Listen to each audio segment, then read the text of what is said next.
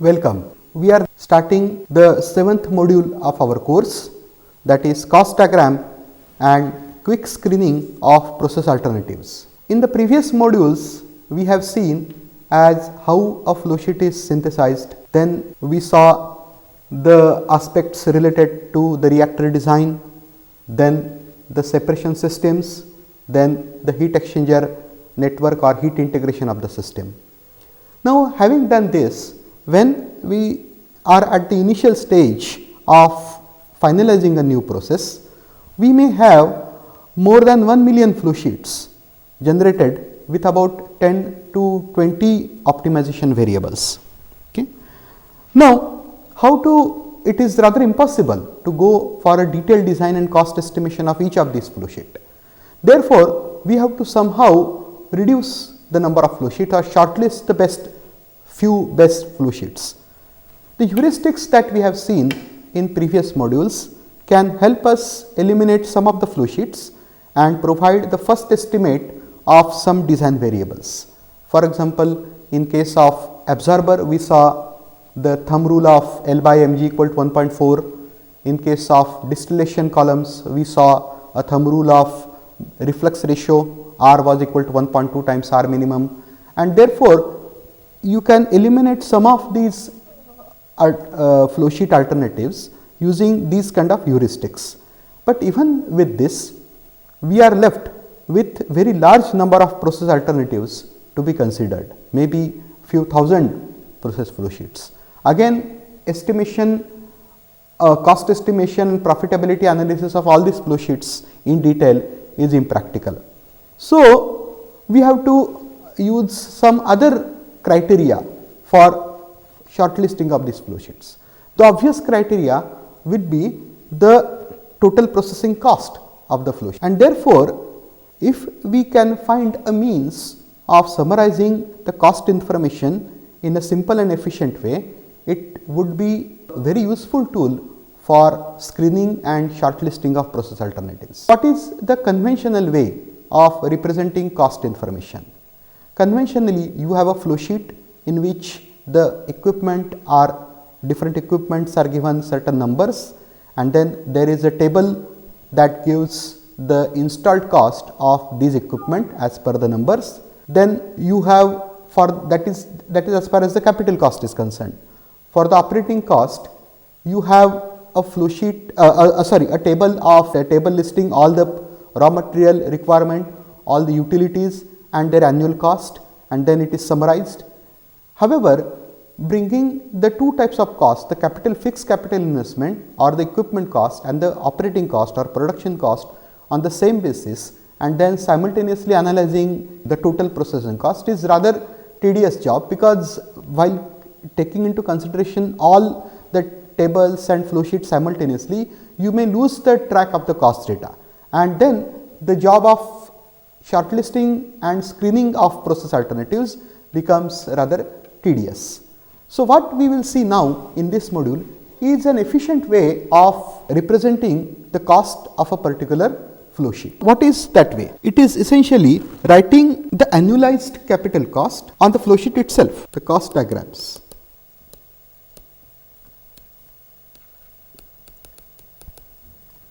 Cost diagrams are essentially aimed at giving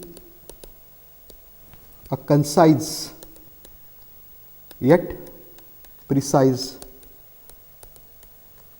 information of cost on the flow sheet itself.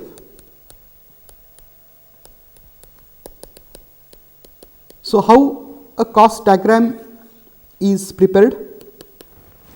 The annualized capital cost, but of course, the installed capital cost is listed inside the equipment box. Okay. And the annual operating cost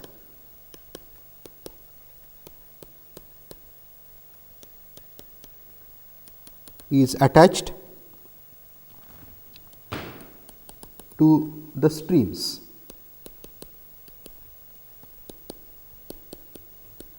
Different streams in the process.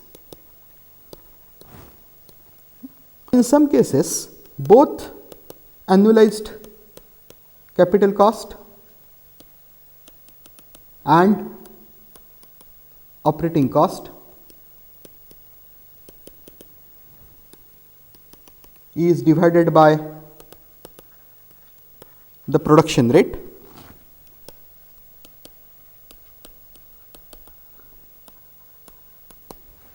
and this gives an idea as how each equipment of the flow sheet has contributed to the unit production cost of the main product and byproduct.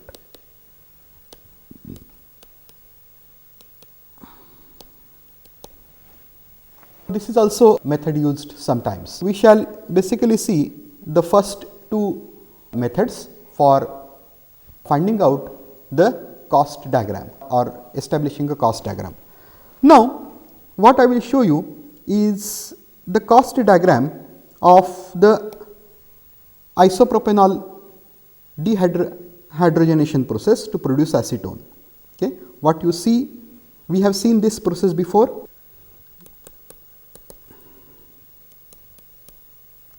Dehydrogenation of isopropanol to produce acetone.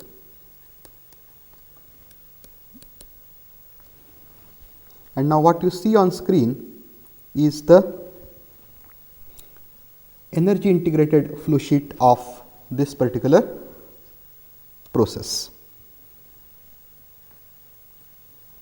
Now you can see that the feed to the process is an azeotrope of isopropyl alcohol, which is heated in a preheater that uses steam as the utility. Then the stream emerging from the preheater enters a feed to effluent heat exchanger and finally enters the reactor. It is a catalytic reactor. Now, since this is decomposition reaction, it is an endothermic reaction and the heat has to be supplied.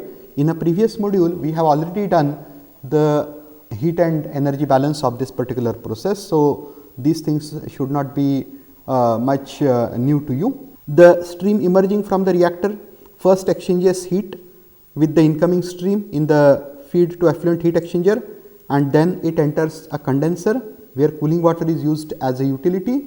Then the stream goes to a flash drum in which the liquid and gas products are separated. The main gas product is hydrogen, which comes out, it is compressed and later on used as a fuel somewhere, or it can be also sold as a side product. The liquid that comes out, which contains unreacted isopropyl alcohol and acetone and excess water, is distilled in two columns. The acetone column, in which the acetone is removed as the main product, and then water plus IPA goes into the second column, in which the distillate product is IPA azeotrope, which is recycled back to the reactor, and excess water is sent out for effluent treatment. Now, what you see here is the cost diagram of this particular process. The numbers that you see inside the boxes are the annualized capital cost of that particular equipment, and the numbers that you see attached to the streams, like for example here stream 27.5, this is essentially $1,000.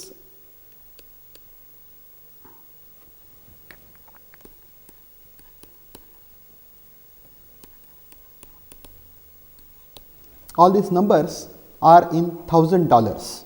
So, the preheater, the number 6 indicates that the annualized capital cost of preheater is $6,000. The steam required for this particular preheater the annual requirement of steam costs $27,500 and so on and so forth. Now, what we can do is that using this particular cost diagram, we can see what are the areas or what are the locations where we can go for the optimization of the process, okay? And that we will see now. Optimization of process using cost diagrams. Now, this optimization is based on thumb rules.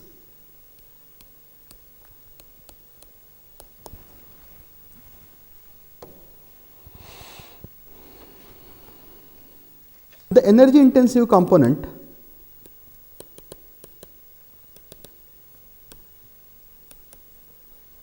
of this particular flow sheet are the furnace, the preheater and the two distillation columns.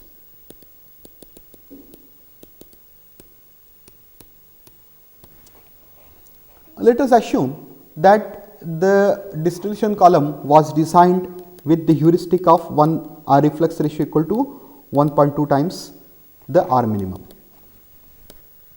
reflux ratio, heuristic for distillation columns. However, the cost distribution that comes for the distillation column may not be optimum. For example, at optimum design condition,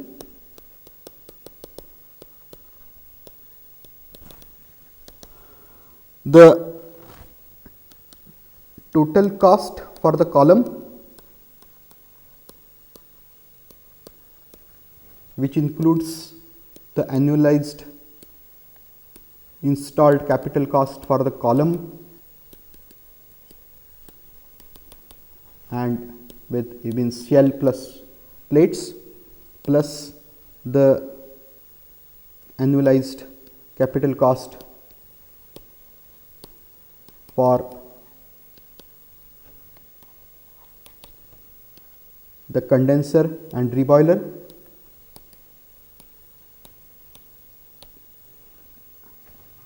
and the operating cost for the utilities at condenser and reboiler. The total cost for the column, the distribution of this cost should be typically 30% for the column, 35% for the condenser and reboiler, and rest 35% for the utilities at condenser and reboiler. Okay. This is given by Happel and Jordan.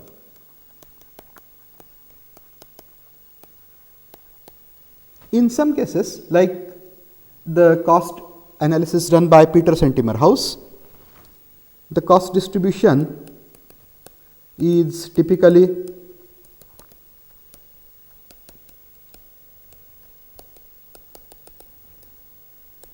15% for the column, 10% for condenser and reboiler, and 75% for utilities. So, two analyses of distillation column given by two separate team of engineers has given this distribution, that the total annualized capital cost of the column should be distributed 15% for the column, 10% for condenser reboiler and 75% for utilities. Another analysis says that it should be 30% for column, 35% for condenser reboiler and 35% for utilities. Now, if we see the total cost of the column in the flow sheet, like for example, column 1, the acetone column, what we see is that 61.6 $1,000 is the capital cost of column, annualized capital cost, plus 12.5 plus 7.8 is the capital cost for the auxiliaries or the condenser reboiler, and the total operating cost is 3.3 plus 17.9.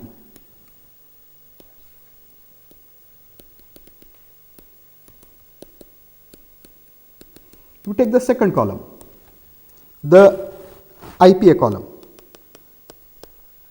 Here you will see $32,600 as the column cost plus 2.7 in plus 2.7, that is 5.4 for the auxiliaries, condenser reboiler, and 0.7 plus 1.7, that is 2.4 for utilities. Now, if you see the distribution of the cost among these three factors, capital cost for the column, for auxiliaries and the utilities, nowhere we see a resemblance to the optimized distribution, which means if you see the cost distribution among the three components of the distillation column, we do not see either distribution given by Peters-Timmerhaus or Happel and Jordan. That means these columns are far from their optimum operation, and this gives us, or this helps us in identifying the areas of optimization. That means both columns need further optimization, further design to reduce the total cost of operation. Okay. So, this is one thing. Cost diagram will also help us in determining the structural modification of the process.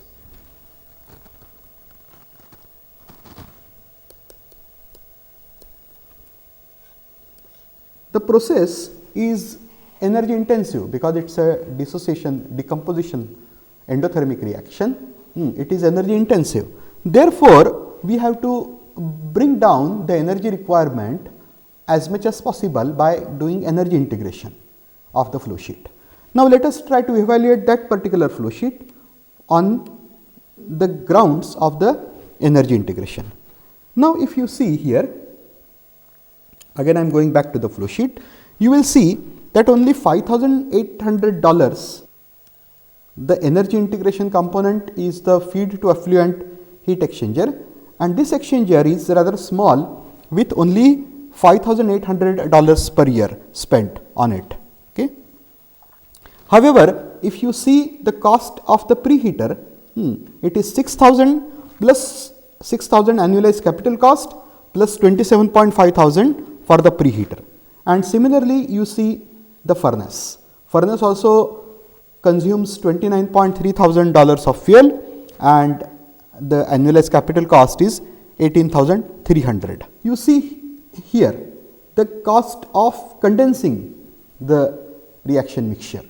The condenser capital cost is annualized capital cost is $7,600. The cooling water takes $3,900. Okay. Therefore, if we see the cost distribution of the energy intensive components, here it is 33.5, 5.8, then 47.6, and here 11.5. The cost of the components that use external utilities is rather high. For example, steam load is high, fuel load is high. Now, how we can bring down these costs? That is by spending more on the feed to effluent heat exchanger. We can make it larger, so that greater amount of energy of the stream that is emerging from the reactor can be recovered, and then the load on the preheater and the furnace reduces. Similarly, if greater energy of the reactor effluent is recovered, the load on the condenser also goes down, and therefore, we can have further saving in this $11,500 for the condenser. Typically, if we retrofit the design with modifications of these particular components, then we can save up to 30 to 50% of the energy cost.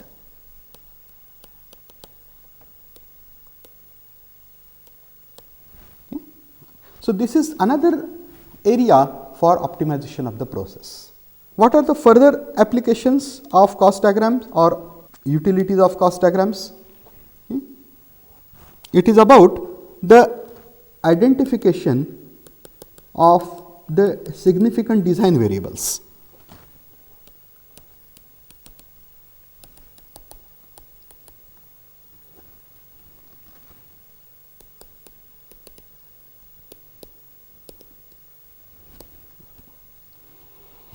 What are the design variables that we can identify from the flow sheet that we have seen? The first is the conversion in the reactor. The second is the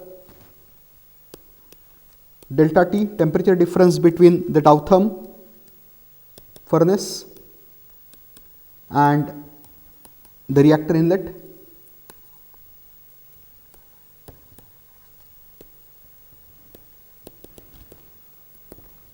Then third is the temperature difference or approach temperature between preheater exit temperature and the temperature of reactors producing the feed to effluent heat exchanger. Okay. Delta T between the exit temperature of preheater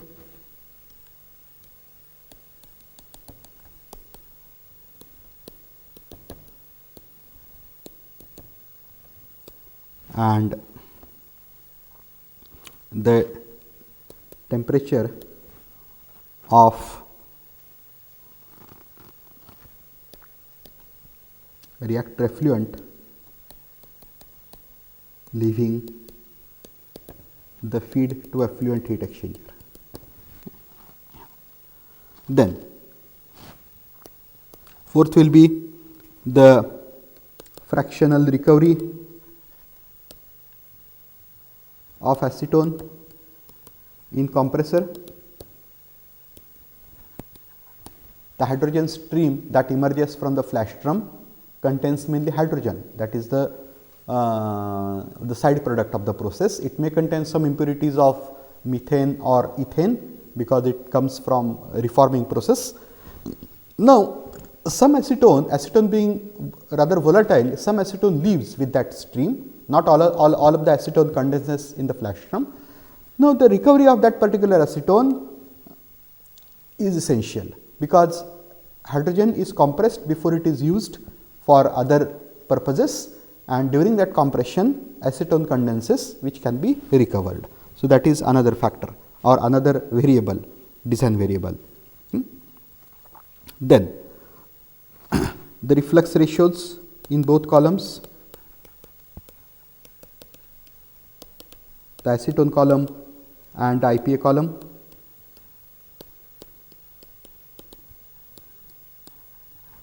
And then the fractional recovery of acetone in the column.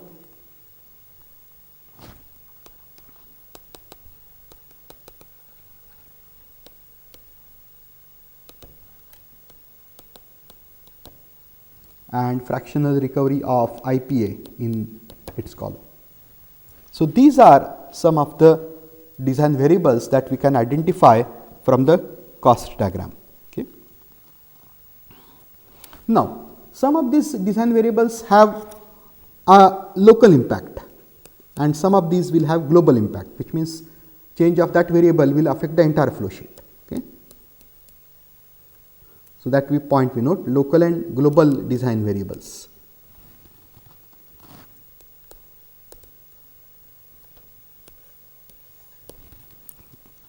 Now, the column reflux ratio is a design variable, and if it is changed, it will affect design of only that particular column. It is not going to affect the design of the reactor or the preheaters. Okay. So, column reflux ratio could be designated as the local design variables, which affects only the particular column. Okay. However, the reactor conversion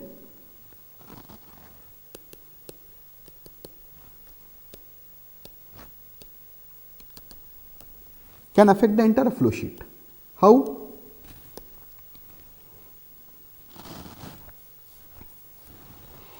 If the conversion is unity,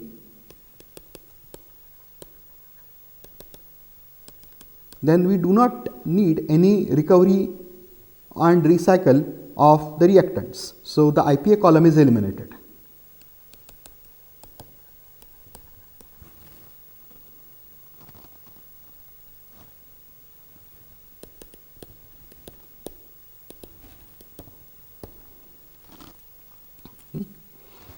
However, the reactor size increases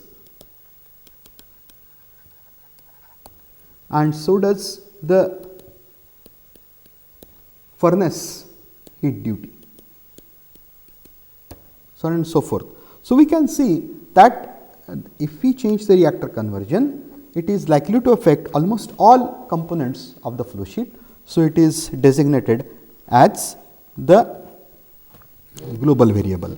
Now, what is the optimum conversion? Reactor conversion is thus a global variable. How we can obtain the optimum value of reactor conversion? Because there is a trade off. If reactor conversion becomes 1, the IPA column is eliminated, the recycle loop is eliminated, all the costs corresponding to recycle loops are eliminated. However, we will need a reactor of enormous size to approach conversion equal to 1. That will also increase the furnace heat duty. So, somehow we have to have a trade off, okay? And that trade off will give us the optimum value of the reactor conversion, and this value will be based on the cost of all the components in the recycle loop.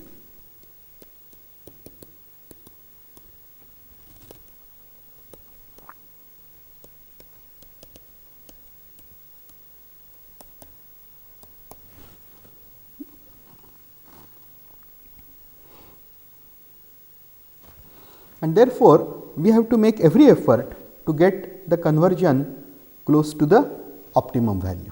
Okay.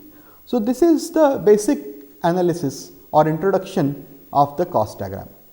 Now, cost diagrams can be further utilized for determination of process alternatives, okay, the evaluation of process alternatives, and then finding the best possible flow sheet.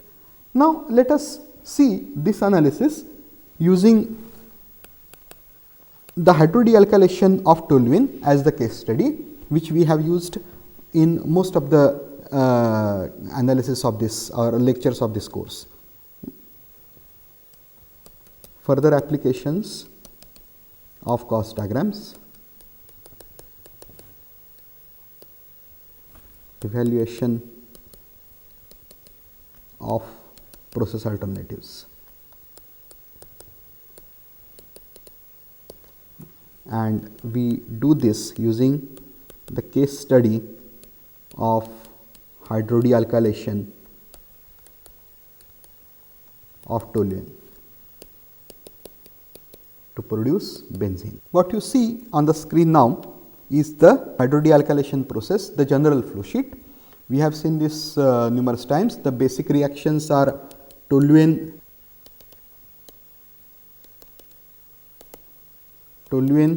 plus hydrogen giving benzene plus methane,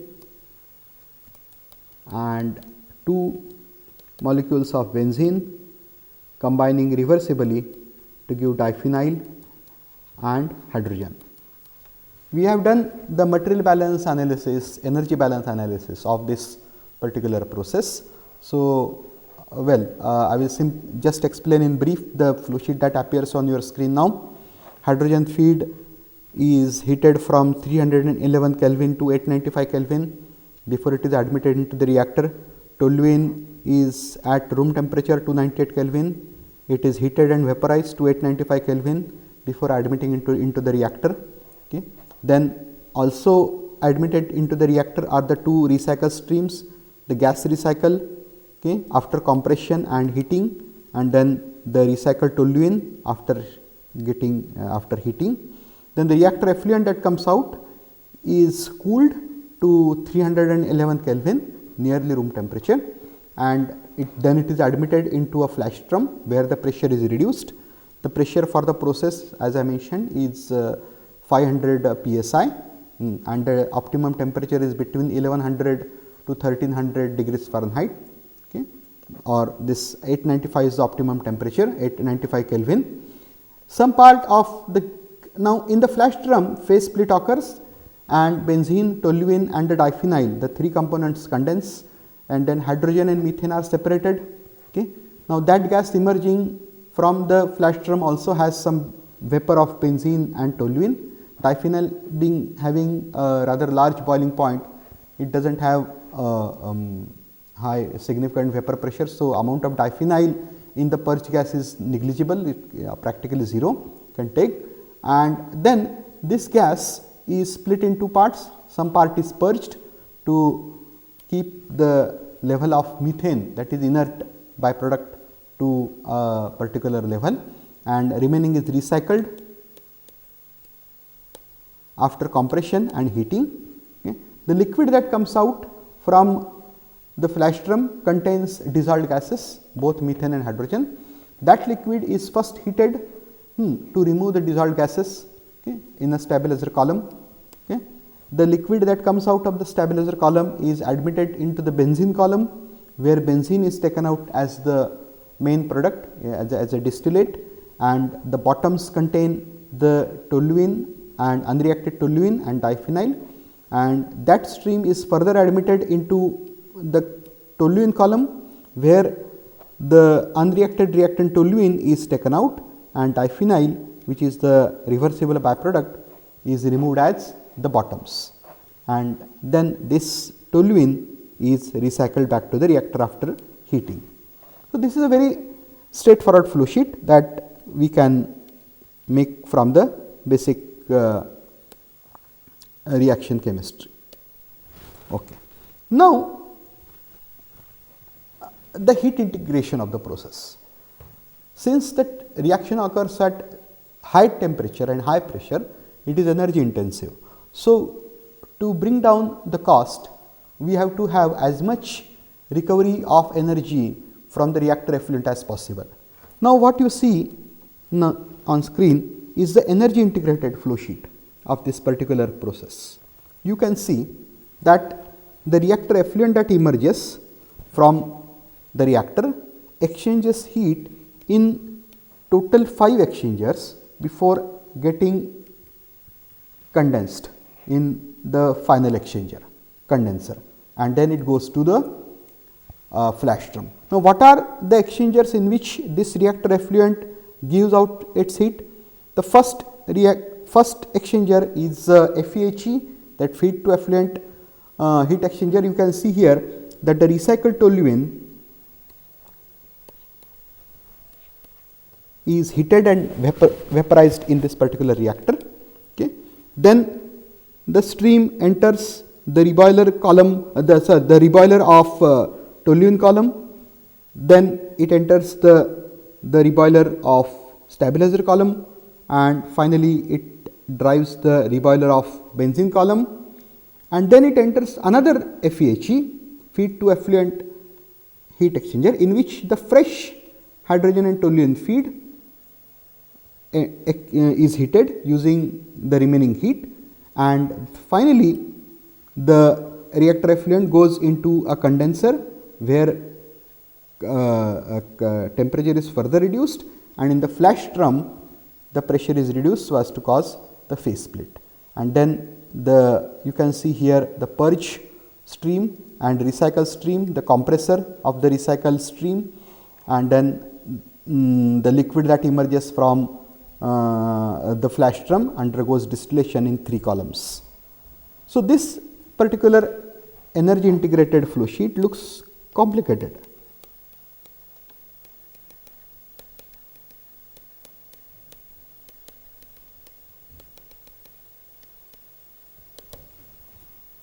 What you see inside the particular boxes or circles is the annualized capital cost of that particular equipment, and what you see attached to the different streams is the the operating cost. For example, power required for the compressor, the total operating cost over here is $60,000. Again, this is all in $1,000.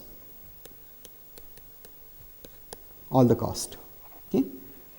Similarly, this particular condenser, it uses cooling water as the utility, and $54,000 is the annual cost of that utility. Okay. Now, using this cost diagram, can we find out any means of evaluating process alternatives? Okay. That is what we shall see now.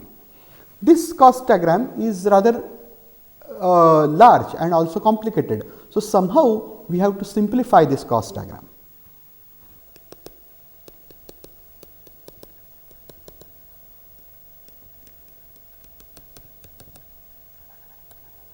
Now, to simplify the cost diagram, we use 3 means. First means is allocation of the heat exchanger cost to the process stream.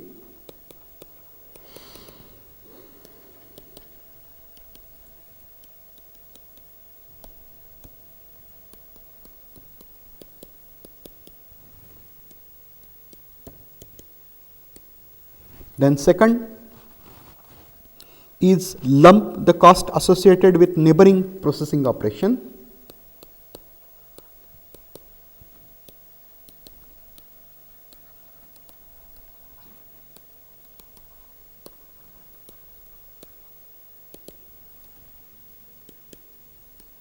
For example, in case of a distillation column, we will add the cost of column, annualized capital cost of column, annualized capital cost of both auxiliaries, reboiler and condenser, as well as the operating cost of the utilities for these auxiliaries, and lump that cost in a single figure. Okay.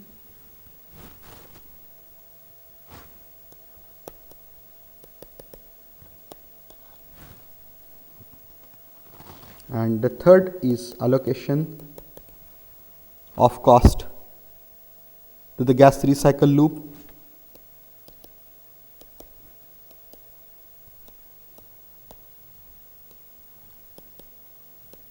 then liquid recycle loop,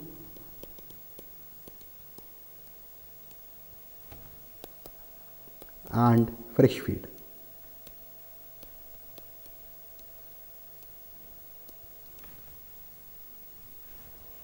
So, all the 5 components of this particular process, hydrodealkylation process, benzene, toluene, diphenyl, hydrogen and methane are grouped together in 3 parts. First is gas recycle loop, liquid recycle loop and fresh feed. Now, all of these components, all of these elements will have a group of different elements, like for example, gas recycle would contain both hydrogen and methane, the liquid recycle will contain toluene plus diphenyl, and the fresh feed will contain hydrogen, methane and toluene. So, these are, let us say, the elements of that particular elements of our cost diagram. Okay. Now, let us see as how we can allocate the heat exchanger cost to the process stream.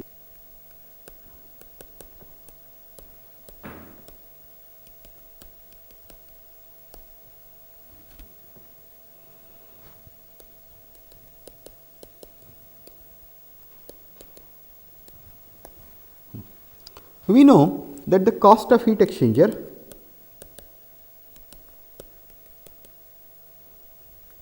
is mainly a function of its area, heat exchanger area. And for given heat duty, we are very well aware of this relation, Q is equal to UA delta T. Okay. So, for a given particular delta T and Q, the area is inversely proportional to U. Okay. And then obviously the cost is inversely directly proportional to the area. So, the cost is inversely proportional to the overall heat transfer coefficient. However, we know from our heat transfer principles that 1 by U, the 1 by overall heat transfer coefficient is 1 by HI plus 1 by HO plus some other factors like the conductivity and dirt factor. So, this means that the area of a particular exchanger is inversely proportional to the film coefficient of the two streams that are in that particular exchanger, the inside and outside stream. Okay. Using this principle, we now try to allocate the heat exchanger cost to the process streams. Okay. So, the cost allocated to the stream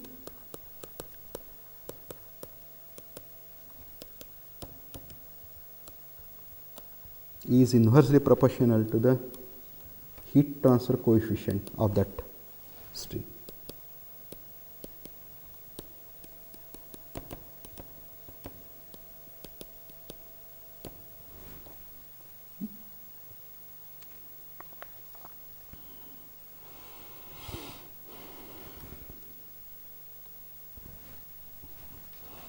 We have total of 5 exchangers in this, each with annualized cost of 63,000, 14,000, 14,000, 14,000 and $22,000. So, there are 5 exchangers, okay, that treat the different streams. Now, let us try to allocate the cost. Before we do that, we need to have idea of the heat transfer coefficients. So, now what I give you is the heat transfer, the film coefficients of different streams in these 5 exchangers. Okay. So, stream data.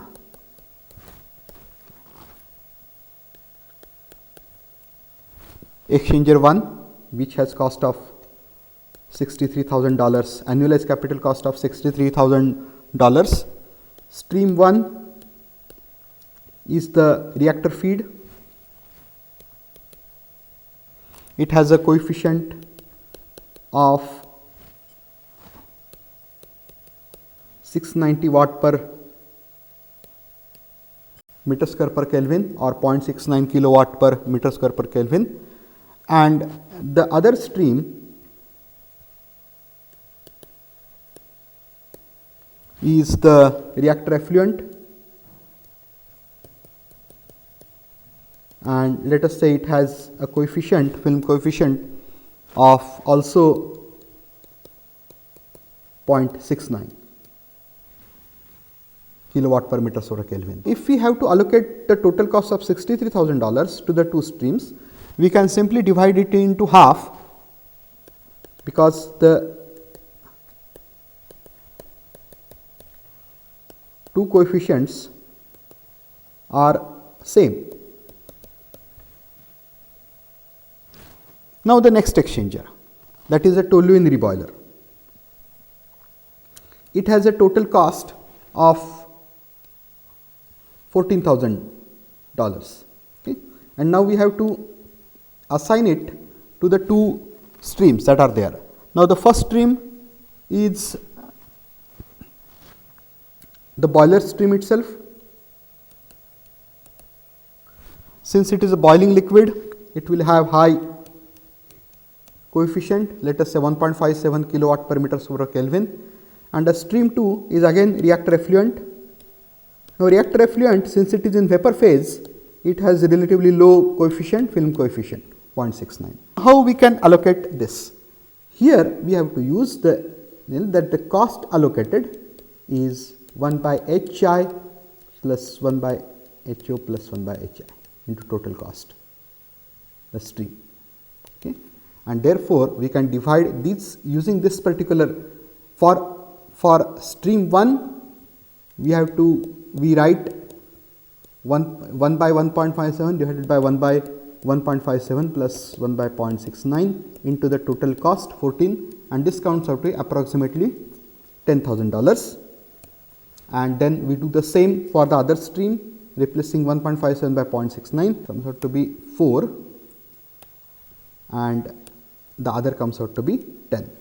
So, the $14,000 of the toluene reboiler are allocated 4 and 10. If you do this for all exchangers, then you get the cost allocation. I am giving the direct answer, you can very easily work it out. The third exchanger is stabilizer reboiler.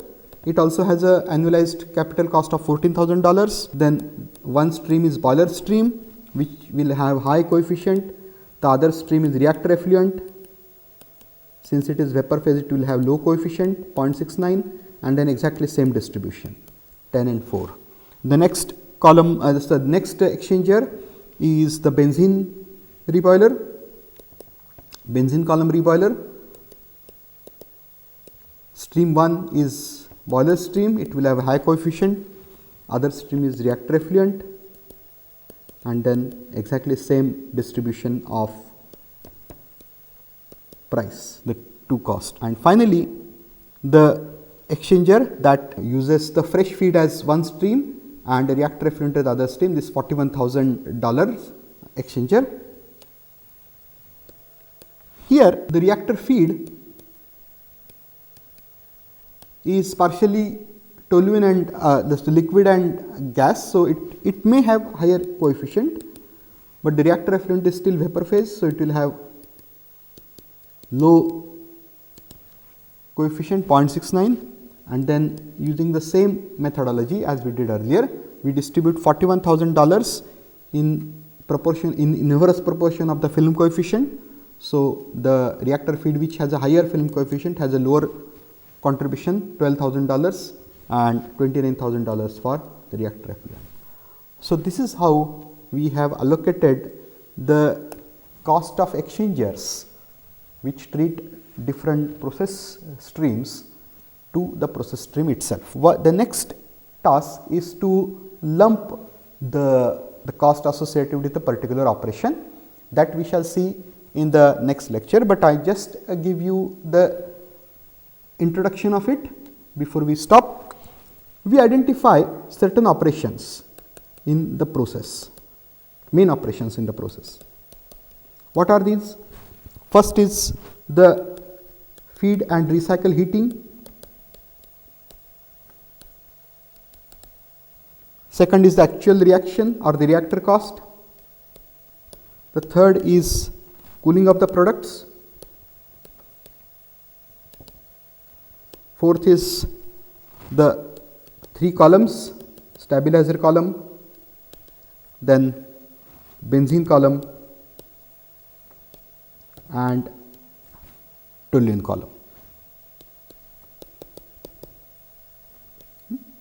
And then there is the operation of gas recycle or recycle compressor.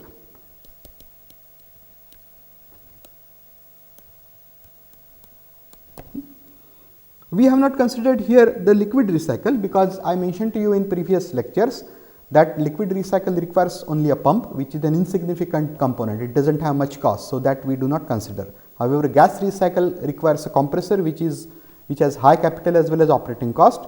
So, there that we identify as a distinct operation in the process. So, what we will do in the next lecture is that we will try to lump the cost that are associated with each of these operation and try to prepare what is known as a lumped cost diagram